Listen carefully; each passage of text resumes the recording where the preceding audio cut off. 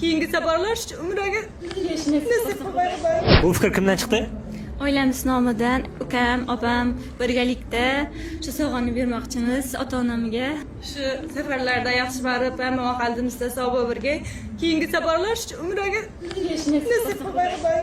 Beruniylik opalarimizga, ota-onasiga bugun mana farzandining to'yida Sharm Sheyxga 2 kishilik tur paketi qilib berganmiz. Xudo xolasa, yaxshi bor, yaxshi davom kelsin. Vizator juda zo'r, bizga hamma narsasi ma'qul keldi. Vizator rahmat, arzonlashtirib, kelishtirib berdinglar. Rahmat hammasi uchun. Vizator zo'r. Sizlarga nasib etsin, otalaringizga barishmangizga. Dadajon, opajon, sizlarni doim yaxshi ko'ramiz. Bizlar shu darajaga tarbiyalab yedirgansiz. Rahmat.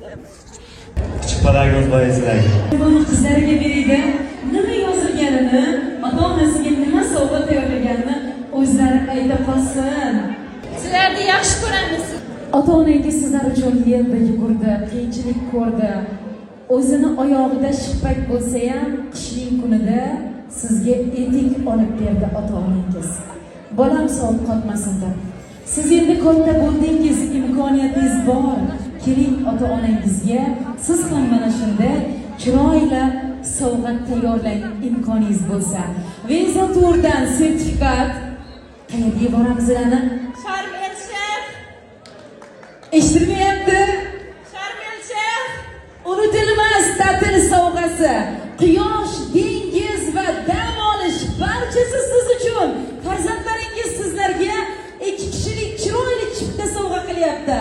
Faqat O'zbekiston emas, dunyo kezasiz. Marhamat, sovg'alarni qarsaklar eshitilyapti.